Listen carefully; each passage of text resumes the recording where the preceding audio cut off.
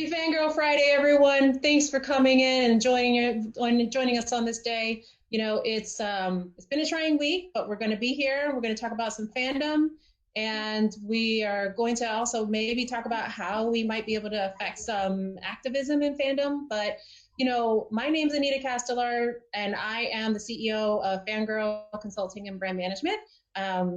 We post things on Fangirl Fridays. We post things throughout the week, but also we like to share some time with our colleagues and friends talking about fandom and our passions, but also how do we unlock the business behind fandom? So with that, I'd like to bring in my friend Brian. Hello, Brian. How are you? Howdy, Anita. How are you?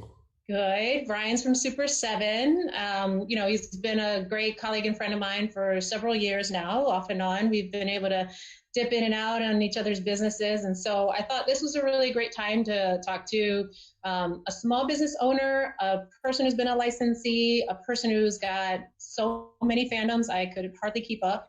And, it's just a really interesting conversationalist. So Brian, why don't you tell us a little bit more about yourself?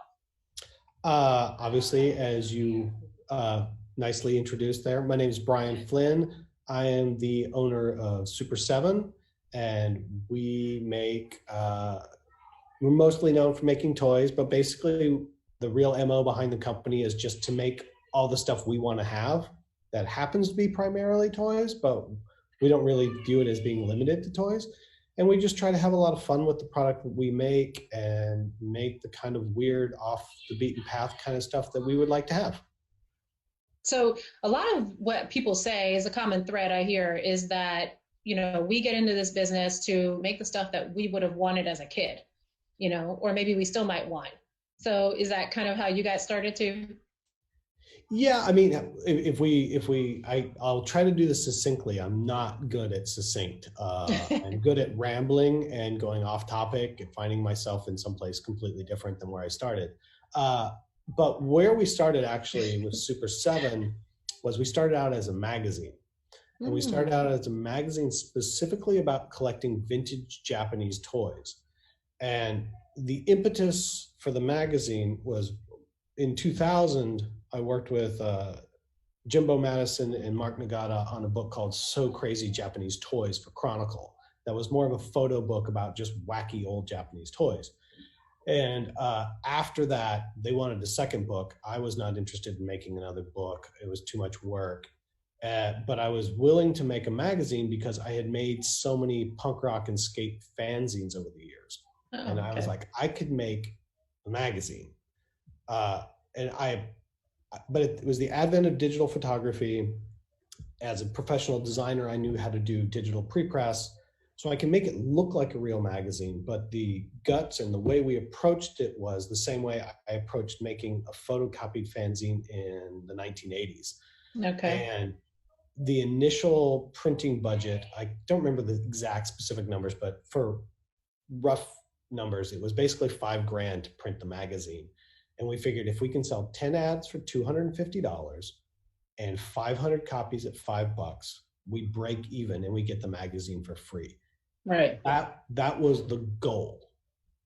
And even then, coming back, the same thing in the old punk rock days when we made records or anything, like even if I lost a couple $100, if you told me for $200, I could have 5,000 of these magazines that I could give out to everybody. Right. Oh, that's a win. I'd do that all day long.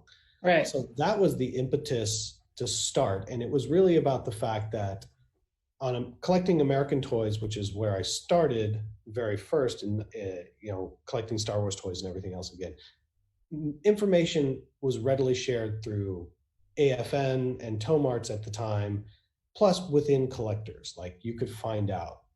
On the Japanese toy side, you had obviously a language barrier to information. And then secondarily, there's a very different collecting spirit with sort of the higher end collectors in Japan. And a lot of the information is held very closely. You don't want somebody else to know about these weird variants because you want to be able to get them, not them. And collecting is a much more isolated pursuit over there. It's not as much in groups. It's right. a different dynamic. And so we wanted to share that information. And obviously, with that business model, we expected to be extremely successful. By no means. we're talking about a very, very niche item, weird information, all that other stuff. But the magazine resonated with people and they enjoyed it, and it gave them a window into things that they were interested in. And it allowed us, from the very first magazine in Japan at that time, when you bought Hyper Hobby or Figure O, one of their ways to get you to buy the magazine was in the very middle of the magazine, printed in the middle of the page, was a coupon where if you paid $70, you could get a recolor of a vinyl, but you had to cut the magazine out, the coupon out of the magazine. We wanted to do that. So we partnered with M1 and Toygraph to make a repainted figure for issue 1 of Super 7. Those started selling well. Our take on recolors, that eventually led to us designing toys for those companies, which then led us to designing our own characters for other companies. Got it. Then led to us making our own toys in Japan, which then brought us to, which is, you're going to come in here in a second, which is when we opened the second iteration of the store in San Francisco, we really wanted to make the toy store we wanted to live in. And we always joke about how, toy collectors live in their mom's basement. Yeah. And so one of the jokes that we sort of played around with was like, oh, if you were in grandma's house or whatever in her basement, grandma's house is covered in wallpaper. Yeah. So we made this or wood paneling. Yeah, we made a flocked wallpaper across the whole back wall of the store that was this Victorian motif, but it was memorial wallpaper to all the dead characters in Star Wars. Yeah. We made that, put it in the store. My friend Shane Turgeon came to visit, saw the wallpaper, and he was like, oh, you should get this licensed. And I was like, I'm never going to get this licensed from Lucasfilm. He goes, well, let me introduce you to my friend Steve. Well, his friend Steve, of course, is Steve Sansweet. Right. The Steve. And I'm just like, oh, Steve Sansweet. So we go to meet Steve Sansweet, and Steve is like, this is really cool. Let me introduce you to Paul, which is Paul Southern. And Paul Southern had just come back to be head of licensing at Lucasfilm for domestic and used to be international. So we get a meeting with Paul Southern. He's looking at stuff. He's going, this is cool. And he's like, well, what else do you make? And we show him all the vinyls. And he's like, oh, I know these toys from Japan. Oh, you want to make something? Well, here, what could you make? And we had, all the workarounds around Hasbro, which became the Super Shogun Stormtrooper, which was our very first domestic license. And then from there, the person that was our day-to-day contact, and I want to say thank you for all that, was Anita. Because Anita here not only helped us with our license, but you actually protected us in a lot of ways over the years at Lucasfilm, because it took a long time to make. We were very small. We were doing some other stuff with t-shirts and apparel and different things with the store. And you always went out of your way to make sure that we still had a space at Lucasfilm, even no matter how small we were. So first off, so everybody else can hear, I want to say thank you publicly Anita for really helping us as a small company. So when somebody goes, oh, Super 7's a pretty big deal now. Well, it's because people like you helped us out 10 years ago. I mean, that was 10 years ago. Yeah. I can't believe it was 10 years ago, but yeah, I mean, time flies, first of all, when you're doing things that you love. I am really glad and happy to see how you guys have just progressed along, and it's fun for me to have these blips and stories and stuff. I feel like I've always been like this puppeteer in the background, not in a bad way, but like, kind of saying, oh, pull this string and how does that work? And what are you doing over here? And, so that's how I've always been approaching it. So I'm glad and grateful. Thank you. And, for that recognition, but also you guys did all the hard work, right? It's just about the community and how we all are a community, really, when we support each other and we kind of open doors or, kind of leave the window open for somebody else to kind of come through or what have you. I feel like that's how the community grows, and that's how fandom has always been and, connects us all. I want to know though, how does Super 7, like the name, how did that come about? Super 7 is it would be great to have a little lovely story about it, but it's actually pretty straightforward. When we were starting the magazine, one of those things that happens is, when you go to Japan, they like to take English words and just mash them together that usually have meanings that are contrary to each other, but they just sound good together. Mm. And we were like, what is that thing? What is that thing? We we're talking about it. And Mark Nagata, that worked on the magazine with me at that time, he is a really big Ultraman collector. And there's a series called the second series is Ultra 7. And then I was more of a Toho and Tokusatsu collector. And at the time, I didn't have a whole lot of the talkers, but one of the main talkers that I had was Kamen Rider Super 1. Mm. So in the end of me thinking about a gazillion things, one of the combinations was, instead of Super 1, it was a combination of Kamen Rider Super 1 and Ultra 7. And that's where Super 7 came from. And I was like, it just sounds really good. It sounds fun. I'd love there to be some sort of grand, like, oh, it's this. And it's like, nah, it was a combination of a couple different classic shows that we mashed, we liked the names and the way they sounded. And it represented what he collected and what I collected put together. So that's sort of how the name came about. But that's an interesting thing where things continue to get mashed up together, or they're always representative of different things, and then that's how things move forward. But it's interesting how even the name for your company has that fandom influence in it between the two people coming together. But so I would say that you're one of the biggest companies that I could think of off the top of my head where fandom is constantly put in the forefront and used as a filter for the business piece, right? So like there's always, the business aspect behind it. You are a toy manufacturer, there are costs and goods and retail aspects and all those things that go with it.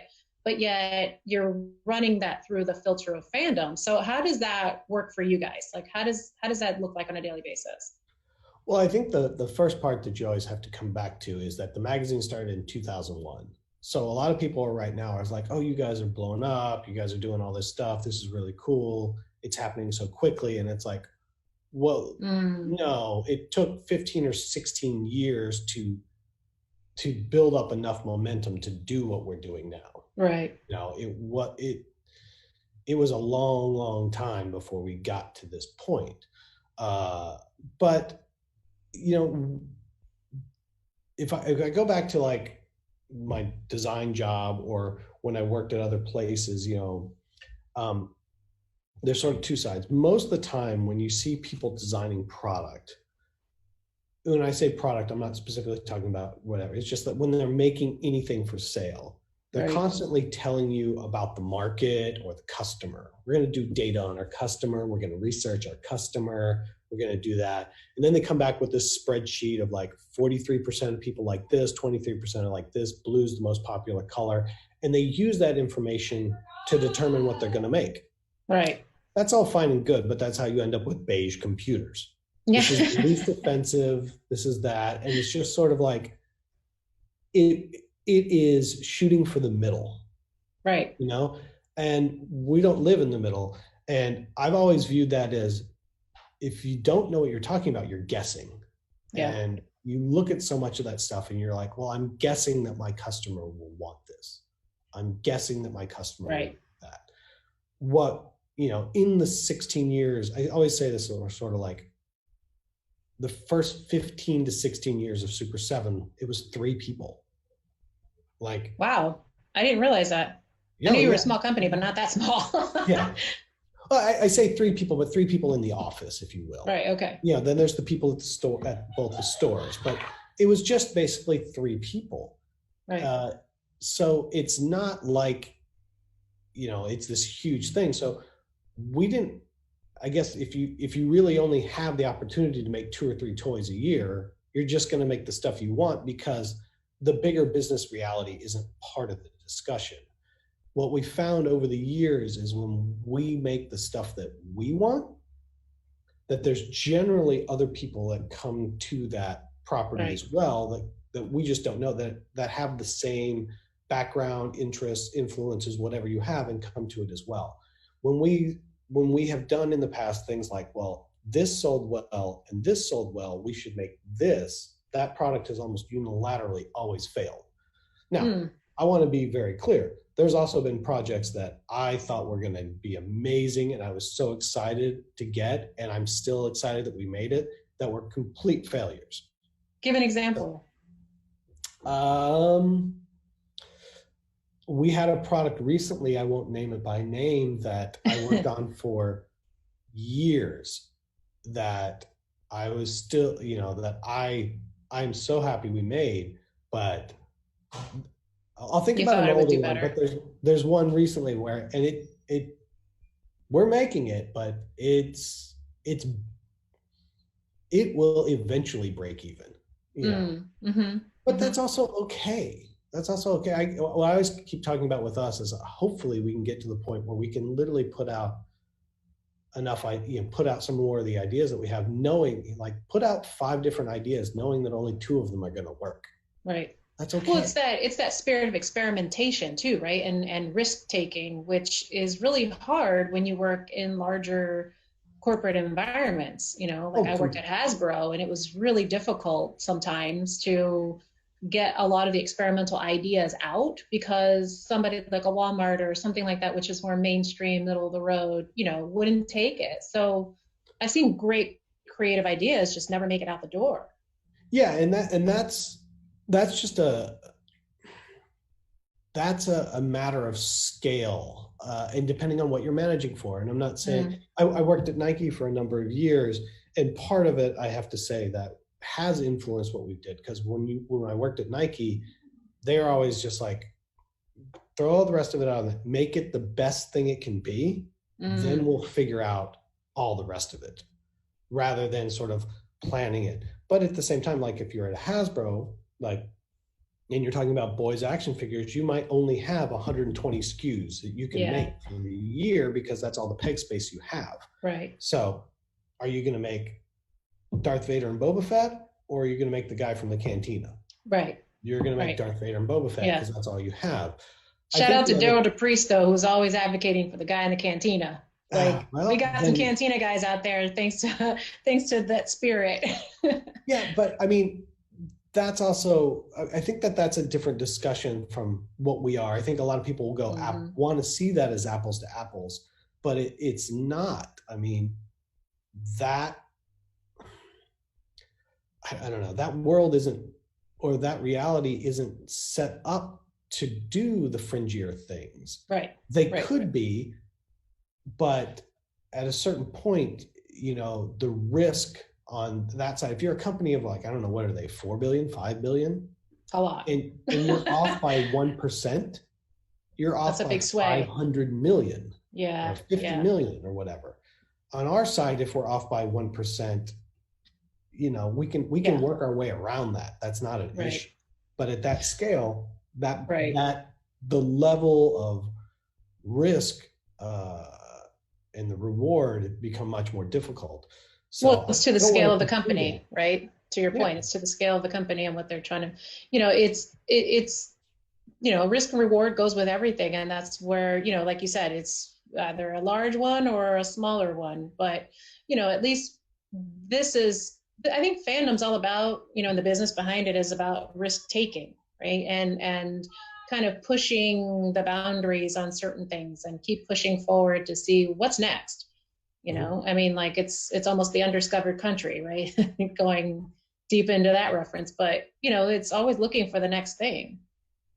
Yeah, sometimes it's looking for the next thing. A lot of time it's revisiting the thing that didn't get its due. Sometimes Mm, it's expanding upon what's already been done. But you know, it's a harder road in some mm-hmm. ways, but at the same time, it's like it allows you the opportunity to be flexible and to try out other things. And maybe they'll Right, work and maybe they won't. But I know for us, definitely going forward, we're definitely going to try to put some other stuff out there that might be a little more off the beaten path, or something that's different or unexpected. And it'll either work great right, or it won't. Or maybe it'll just do moderate. I don't know. But right, uh, I think the point for me is, like, it's supposed to be fun. I could go be right. miserable working for any toy company at this point. Yeah, Uh, and I'd rather not be. Like, if I'm going to work for myself and people that work for me, let's not be miserable. Let's make great right. stuff. So where do you do your business? Where does Super7 actually do business? San Francisco. So that is your home office, but where Yes. does the product go? Where do you Uh, sell it and put it in danger of being bought? Most of it is sold through mom and pop retail here and internationally. Obviously, our direct web store does a great job. Entertainment Earth, Big Bad Toy Store do a great job. We really still haven't gone out to even mid-tier wholesale. For people that talk about the industry, there's mom and pop, then there's mid-tier, then there's mass. It's Yeah. like we really haven't gone out there in any significant way. Hot Topic has bought stuff for us mostly for their website, but we've never Mm-hmm. really been on shelf at Hot Topic. FYE has done a decent job. No, sorry. FYE has done a good job of supporting us at in-store level, but they're a smaller chain and mostly on the East Coast, so there's a lot of And places just where got bought. you know that people don't have access to FYE.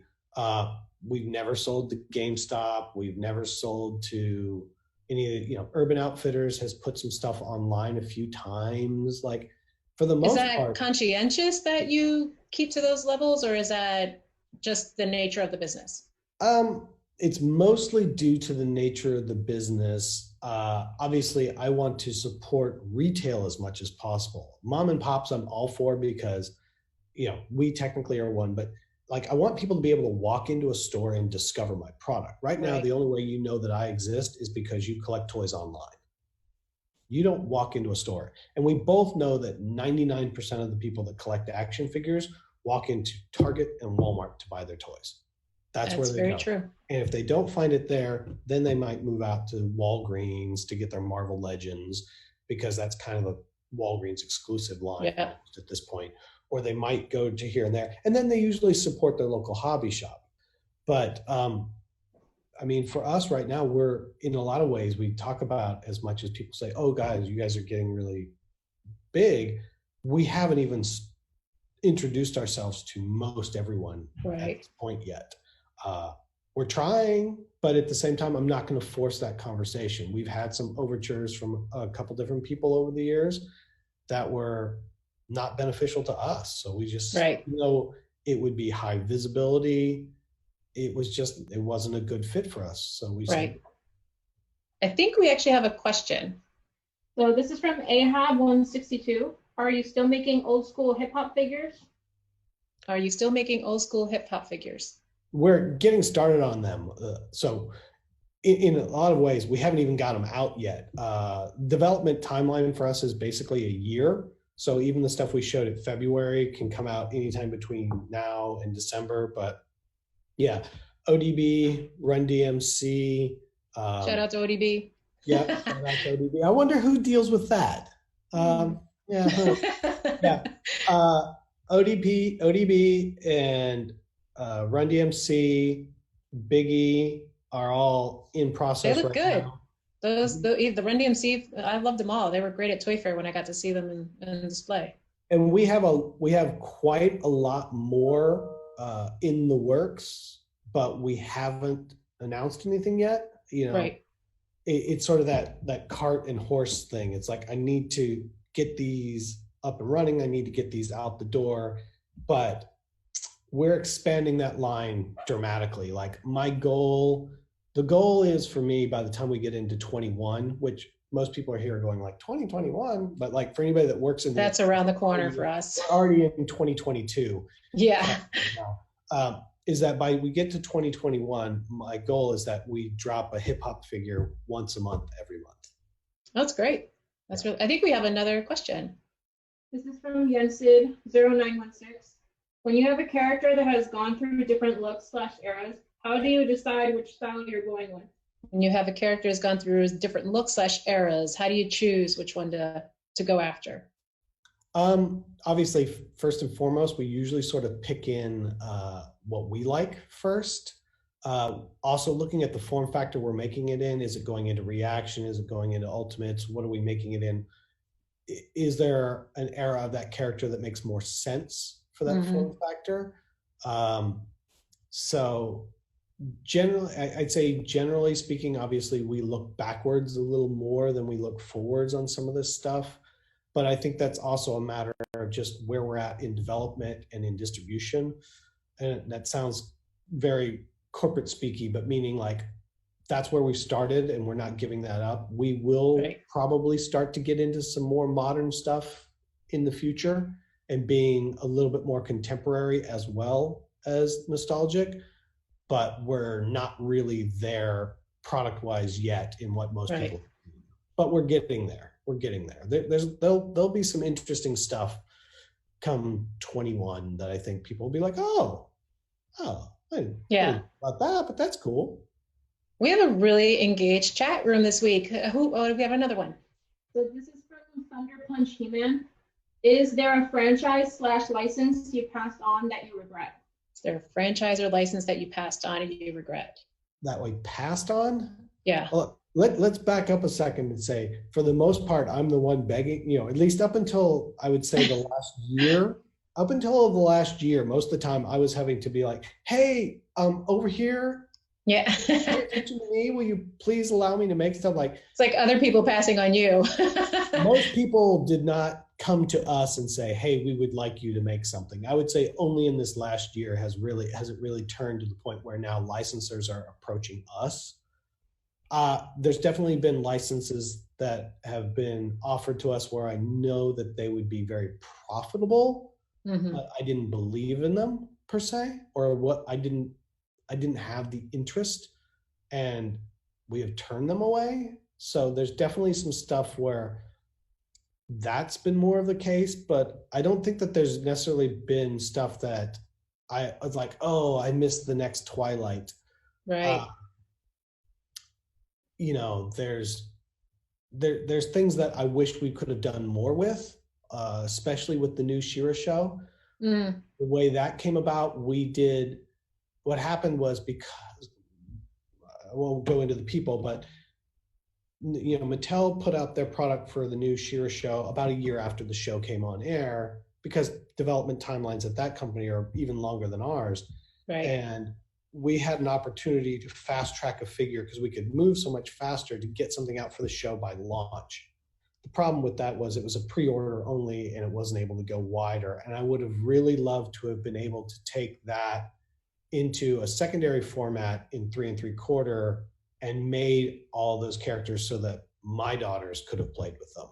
We didn't get to do that because of larger things. So I'm disappointed we didn't get to do more with that show. But there hasn't been so much a license that I've passed on more than license I have not been able to get at this What's point. your top one that you would want to get if you... Everybody's top one's the same. Is it? Which one is that one? Big Star Wars action figures. And yeah, what's your number 2? What's my number 2?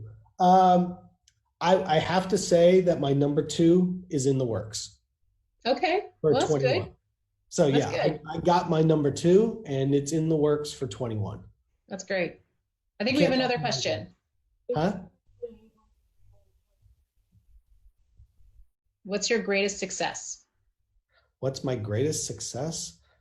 I think right now, the greatest success for us is that it's working. We're getting to do this. We spent, like I said, the first 15 to 16 years being that fan, being that person. Yeah. When you sit around with your friends and be, oh man, it would be so cool if we made this, and you could totally make this, and what if we made this, and then you could make that. We did that like everybody else for 15 or 16 years. And it got to turn the corner, and now we're sort of doing it for real. Right. And that part to me is the success. So even if we go out of business tomorrow, I'm like, look at all the stuff we got to make. Like, the making of it was the most important part for me. And so that defines that's success. So how do you define it? Completely. Yeah. It's weird because only in this year am I starting to be like, oh, people actually know who we are. Like, are we a thing? I don't know. It's like that first time you hear your song on the radio and you're like, whoa. I haven't Not that I've ever had that experience, but I think it's like that. Yeah, it must be. So, I don't want to be any weird way about like, oh man, we're a thing. But at the same time, it's like, Yeah. I still feel like we're three people in the back corner of the room going, please allow us to play with your license.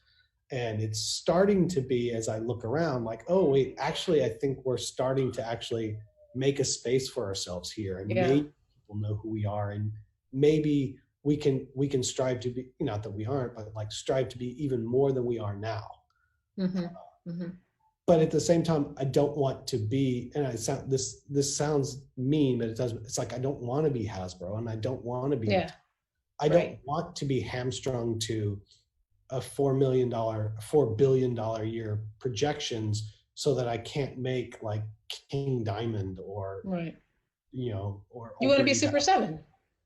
Well, it's the same thing. It's like old Dirty Bastard is a perfect example. Like, and I'm not saying that because you are the licensee that we're working with or the representation, excuse me, That's fine. is that, his name alone will keep people from doing it. Or, the fact that he isn't, he's got rough edges all the way around him. And that's what makes him interesting to me. That's what makes him exciting. That's what made the records interesting and fun. So I want to make sure that we, no matter what happens, if we continue down this path, that we don't lose that ability. Right. I think we have another question. David Bonner what's your take on the current state of pop culture? I can't hear it. Can you? What's the current state of pop culture? Shout out to Dave Bonner. What's the current state of pop culture? I don't know that it's. I think there might be some, which I'm sure we can talk about. There's probably finally going to be some real socioeconomic and injustice era stuff coming into pop culture on the forefront, where it's not just escapism. Right. I think the culture of pop culture really, I would think over the last 10 to 20 years especially, has mainstreamed so much that it's pervasive at this point. The democratization of the internet, for any of us that collected or did anything before the internet, has taken basically, you can now, let me back up. What I mean by that is, if Super7 had started without the internet, we would not be where we are now in the early 2000s. Because the early 2000s, when we're making vinyl figures and you're making a run of 200 pieces, now I need only 2 people to be interested in what I'm doing in 100 different cities, and I can make the business work. Where pre-internet, really, you can't do that. You have to find 200 people in your town, 200 people that can physically come visit you.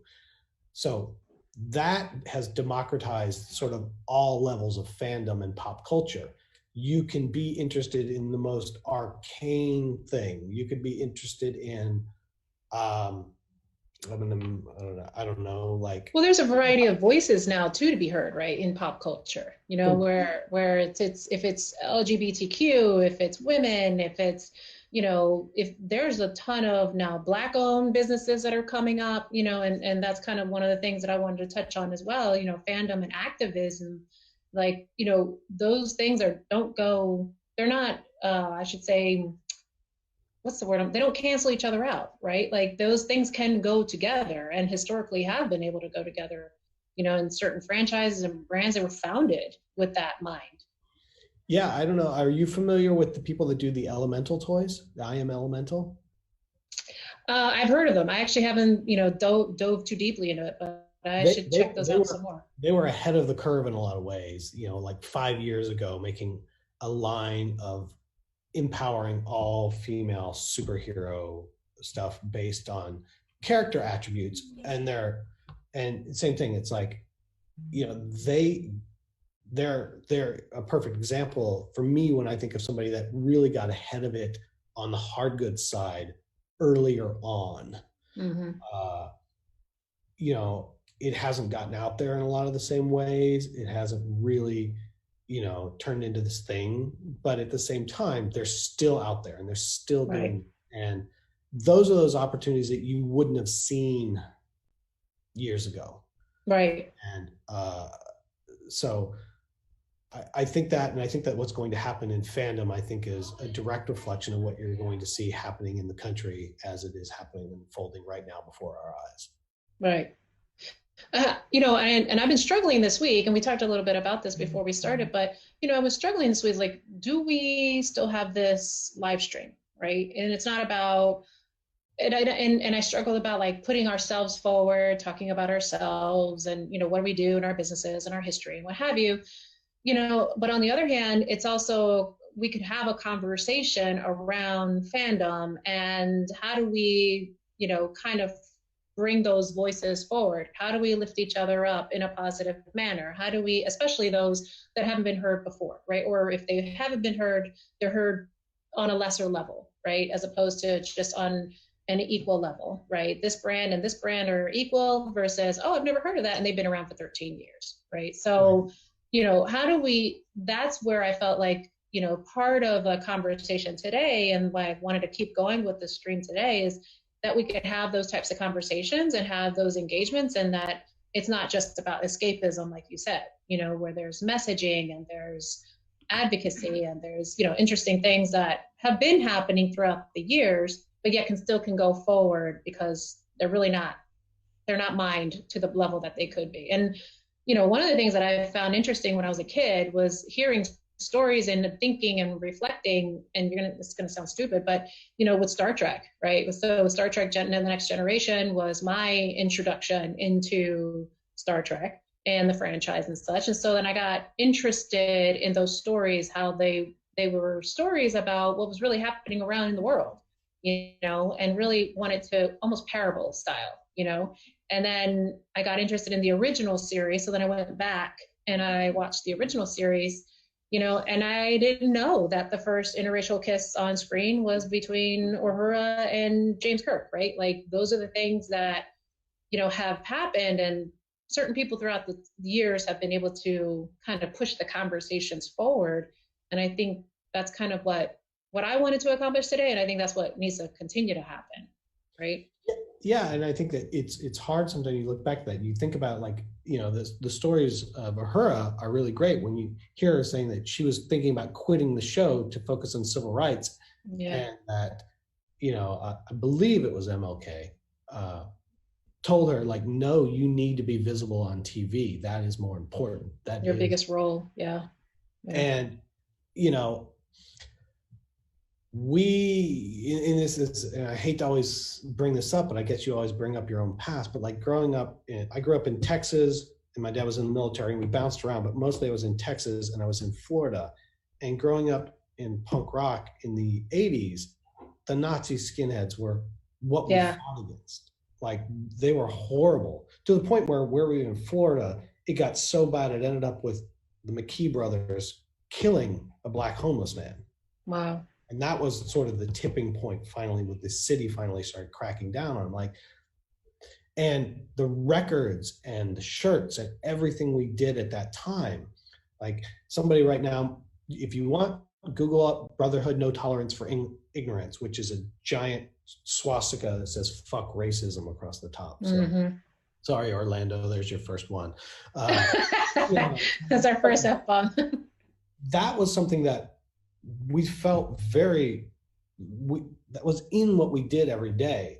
My question coming back now here where we're at now, sometimes I go, because I also believe that in time, knowing the people I knew, that so much of this bigotry and hate was going to become generationally obsolete just as those people died off.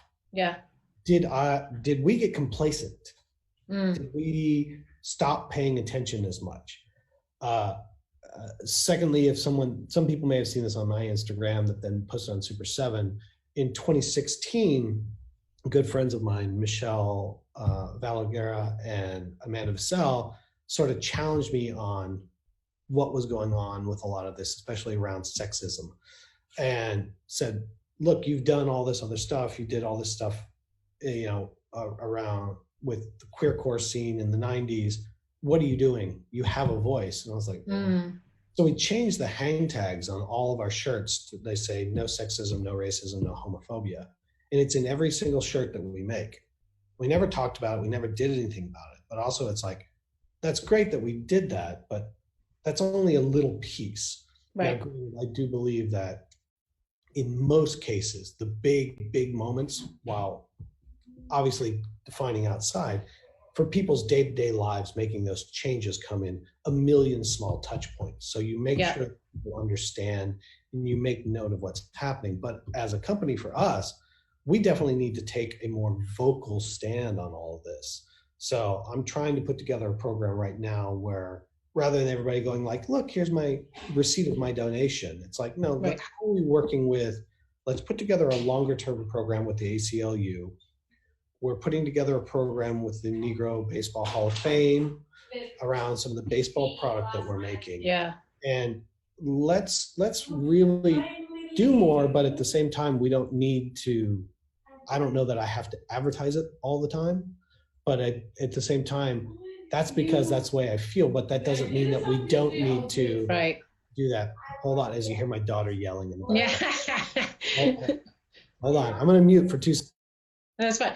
You know, I think it's also interesting though to have that balance between, you know, activism and doing what you need to do versus, you know, blasting it out to the world like, oh, thank you, you know, this is me and I'm such a wonderful human being.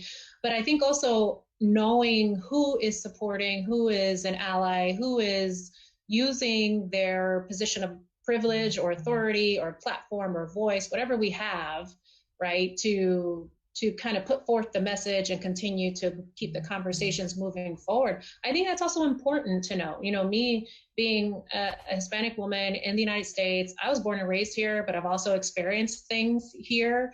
And I've lived half my life in the Northeast in Philadelphia. In fact, you know, I've been very closely watching those activities unfold. But then I've also lived half of my adult life in the South in Florida. And it's been very different, the experiences that I've had. You know, I've been told, we're in America, don't speak Spanish, right? Like this is, you know, we speak English here. And I'm like, well, hang on a second. What is that? You know, so we've had some conversations. I've had some conversations, maybe more heated sometimes than others. But, you know, it's an interesting thing. And in me, you know, sometimes I sit back and I reflect about my position within even pop culture fandom, where I'm not just a woman, where it's been mostly historically male dominated type of, you know, atmosphere.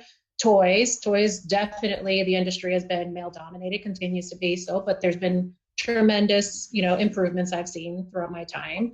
But many times I was also, you know, not just the youngest person in the room, I was the, you know, one of the few women in the room, or I was the darkest person in the room, or I was all three at one time. Like it's, you know, that Venn diagram of, you know, kind of interesting things. So, you know, it's been interesting to see how things have evolved. But also what can we do? I guess I'm just putting it forth for you and me, but also in a general sense of what else, you know, can we do tomorrow, right? The next day. And I feel like, to your point, there are a lot of small touches and small points where we may not be able to control every single thing around us or be able to affect it all, but I think there's opportunities and things that we can influence. So and I think for us, like same thing, like for we can take that hit. I don't mind if 20% of the people that buy my toys stop buying it because of that. That doesn't bother me. You know, it's unfortunate, but it's unfortunate, but you know, that $4 billion company they're nervous about that stuff. Yeah. I don't know. I feel like I would rather make the stuff I want to make, put out the message I want to put out, and be small and be fine. Like if we never grow any bigger than we are now, I mean, even if we got smaller, I mean, like we won. Yeah. Do this. Like, this is great. So, you know, I think that there's so many people that get scared about the what ifs.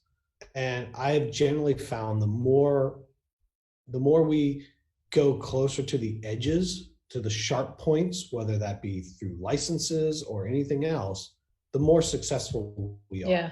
And this is another one of those cases where I don't think you're supposed to be quiet. At the same time, I struggle with the whole, I don't want to look like I'm patting myself on the back part of it. Right. That's a very Southern thing where or I say Southern, maybe it's a Texan thing where you don't tell people what you do. If you're Yeah. good at something, they will tell you. But Yeah. telling Yeah. people what you do is considered haughty. And so, Yeah. I don't want to, but at the same time, I want to make sure that people are very clear about what we stand. Like, we've already talked about moving that neck label information on top of all of our toy packaging, Right. everything. And if you don't like it, don't buy it. I don't care. Right. Right. Yeah. I think we have another question. This is from you did such a rad job at keeping Super 7 feeling personal, engaging, and approachable. Do you find that more of a challenge as you grow? Do you find keeping Super 7 more personal, engaging as you grow? You keeping that kind of really that personal touch with your fans or with the community? Are we talking about the company or with the community? I think it's Super 7. I think the question is really about how, as Super 7 grows, keeping that, because right now you have that feeling, that sense that Super 7 is really connected to its community, right? Its fan Right. base, the collector base, just really being authentic. So as you continue to grow, do you feel like it's a struggle? Will it be a struggle to continue to have that personal touch and that connection? I think that obviously, as we've sort of alluded to, the reality is while we are all in 2020 right now, my head is in 2022.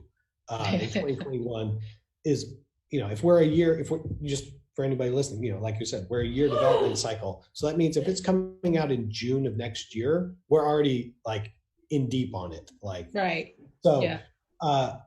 my hope is that as we continue to grow, that we're actually going to be able to be more involved, because there's a lot of things where I'd really like to get out, like some of the things that we do, like at San Diego, where we do, we take a license that we care about and we do a focused pop-up around it where we're doing product across a ton of categories. And it's not meant to Yeah. sell a million Your people. pizza box, that was great with TMNT. Your pizza Yeah. box, what you guys did, it was fun. Yeah, and it's like, well, how can we do that for some of the other licensors? And can we do that in a context that maybe not be limited to San Diego or New York? Right. Like, can we do things where we can take a license, wrap it up, and take that event and that idea out to people? That's Right. definitely something that we want to try to be doing more, where we're out there, just saying, let's throw a party and Right. let's do it around this theme or this idea and do something that hasn't necessarily, I just don't see being done with licensing. Right. Right. Well, celebrating fandoms and community, like that's one of the things that's really great about where we live, pop culture, fandoms, fan conventions, those are the kinds of things that bring us all together in a community and in an environment where there's no judgments, there's full acceptance, there's just a great atmosphere and a celebration of whatever that is, right? Celebration of the specific fandoms or all of them, or, I just love sitting back when I go to some of these, events and watching what's happening and watching how people interact with each other, and they're really positive and everyone's complimentary of like, oh, your costume is so great, and the way you did your beading or the sewing, or how did you do that, how long did it take, and then there's an engagement and a conversation there that it's really fun to watch and really fun to play out. And I remember being in corporate environments and what have you, but then I would go to work at a fan convention. But when people engage with the things that I was able to work on, that really jazzed me up. That actually was like, okay, this is gratifying, and this is kind of the reward for all the days of all the other stuff that you're mentioning, like the 1% swings and things coming in on time, and what is the cost, and what is the what are the business aspects that I had to think of on a daily basis. But when you go to a place that everybody's celebrating these kinds of things or enjoying it, and then they enjoy the thing that you worked on, that's really gratifying. That would kind of charge me back up, and I go back to work and hopefully do better. Yeah, I mean that's the fun that we have in it is, I think, the fun that most people have in it. So sharing that with other people is one of the better parts. Like, people are like, you probably as well know, how many people do you know in the industry are like, oh God, San Diego. Yeah. Oh man, San Diego. Yeah, I'm like, let's go. Like I get excited because so many of those people I get to see once a year. That's the only time I've seen them every year for 17 years now. That, so I'm excited to go. I'm excited to be there. And it's, I get to see my con family. Yeah, and for us, it's a 10-day event. Right. It's the 5 days of the event, but we're there 3 days beforehand, getting everything ready. We're there 2 days afterwards, breaking everything down. And during the event itself, it's like you're up at 7 a.m. to be or 6:30 in the morning to be there at 7:30 to be ready for 9 o'clock door opening until 6, but you don't make it out till 7. Then you're going out to eat. Still having a meltdown behind me. Hold on. I think we have another question though. Is this in what way to involve to help smaller licensees basically than Hasbro? In what way does licensing need to evolve to help smaller licensees grow? Right? That's the question? Okay. So in what way does licensing need to evolve to help smaller licensees? I think there's a couple things. First is that licensing, if nothing, is getting worse in terms of helping small people. I think there's getting to be a visibility that they need to change, but as a whole, as you well know, Anita, it's like every time I talk to a licensor, the minimum amount of money they want keeps going up. Like we just don't do any deals for less than this. We don't do any deals for less than this. We had one licensor that was working with us as a way to possibly become an aggregator. Like we know that these 10 small companies want to work with us, but literally they would only be a couple $1,000s. It was no way for it big. It's not worth writing a deal, but if you guys could almost hold this not master, but like this independent nebulous thing, and we could funnel all these people through you, then we could create the ability. But I think the hardest part really comes down to in most, as most of these companies have conglomerated, their licensing divisions are only a few people, but they hold hundreds, if not thousands of properties. And to make them move, because it's like, are you going to prioritize the 100,000 or 500,000 or $1 million deal from this guy, or the $2,000 deal from this guy? They simply are told more or less that you can't even do that because you barely have time to do the big deals. I don't know when and how that's going to change. That would be a huge opportunity for someone, quite honestly, to figure out how they could be the conduit for small licensing deals with large companies. And then not just getting the deal done, but the mechanics of moving it through the approval process is probably even more daunting than getting the deal done. And more difficult. But I don't have the answer there yet by any stretch, but I do think that it's tricky. It's tricky. Yeah, it is tricky. From our experience, there's been things we've tried to do and people just like, well, we wouldn't even consider that for less than $100,000 guarantee. It's difficult too, because, you have fans who want that product, right? And they want to, and the product is not just about, I think it's the perception also from the licensors, for them, it's commodity. It's depending on who you're talking to. It's also, it's a thing, it's a revenue opportunity, right? But if you're looking at your licensing program or your licensed goods as a dialogue with your fans, then that takes on a whole different perspective and a whole different meaning, and you have to try to give the fans what they want. Or we have seen that the fans will go out and actually create the things on their own, right? And that's, unfortunately, some people call that bootlegging, some people call that entrepreneurial, but in the end, you've got to give the fans what they want, or they will create it themselves. And so that's where there's that gray area between, a non-licensed and a licensed program. And how do you, as a licensor, manage that? Well, you got to get creative sometimes, because if you don't want your IP on a product that is not up to standards for what you would normally love to license, but you couldn't do it with the licensee that you wanted because they weren't big enough or the financial, requirements were too great, then there's your gap, right?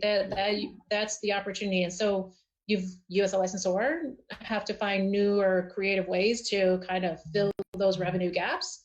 And then, you have to find ways to also kind of incubate those companies that are licensees that are small today. Maybe they could be big tomorrow. I mean, look at you guys. Exactly.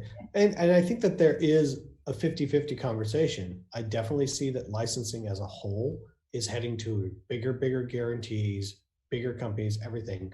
But with the at first success of Funko and how much that exploded, and secondarily now with the collector spaces in mass, and the closing of Toys R Us, I do think that you are seeing with some licensors, not all, very much a whoa. One of our big channels has all gone away. Yeah. We can pool a bunch of these smaller things together. That can shore that hole up. And so you definitely see with some licensors,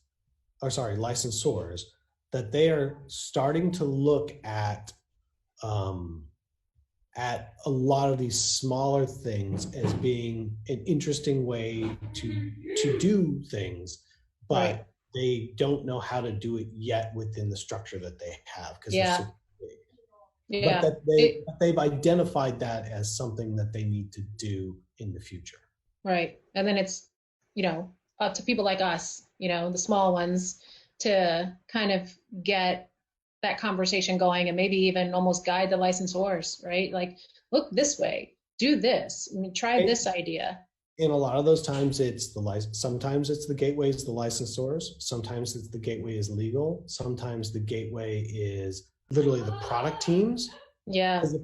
We've definitely run into things where it's like, the product team wants to do that, but they can't, so they don't want you to do it. Or the product team thinks that you're going to somehow compete with what they're making, so they want to shut that down. It goes different ways. There are so many different roadblocks that it's not just the So, I think also the idea of looking at fan conventions is also another outlet, right? Or another way to kind of replace like that Toys R Us type of thing, right? Like with a gap of the whole of retail presence, where it's almost kind of like fan conventions. If you do it right, it's not always secured and guaranteed. Nothing's guaranteed in that environment. But I also look at it almost like the new specialty retail, where that's another, in lingo kind of thing that we say, but, where it's not really mass market, it's not Walmart, but it's, not the mom and pops either. But if you think about it, it really is a glom of mom and pops coming together with a population of, who knows, 20,000, 50,000, 150,000, depending on where you're going. But how many times do you have the opportunity as a shop owner to get 20,000 people walk by your door? Even if they don't stop in, maybe 5% of those people will stop in, right? Or if you're at a 50,000 event, maybe, 5 to 10% of those people will stop in. And if you're thinking about that as a storefront, how many times do you have the opportunity to get in front of that many people in a 4-day period or in a 5-day period? And a lot of those may convert. Some of them will not convert, but, hopefully a lot of that will convert into dollars. And I think that's where the potential for the fan convention spaces. Not all of them are great. Not all of them are made equal. But I think if you look at it from that perspective, like that, from a licensor, like that's a revenue stream that I don't think a lot of people are maximizing. Yeah, I think there's tons of opportunity in that. I think, you'll run into that same thing where somebody puts together the business model and how this makes money, gets it approved, and then the moment the mass license that they were selling into Target doesn't sell out on time and they have to take a 10% buyback rate, they go, well, we need to go find $2 million in cost savings. Oh, yeah, there's 5 headcount I can cut right now. Yeah. Boop, you're done. It's true. And that's the perennial argument, I guess.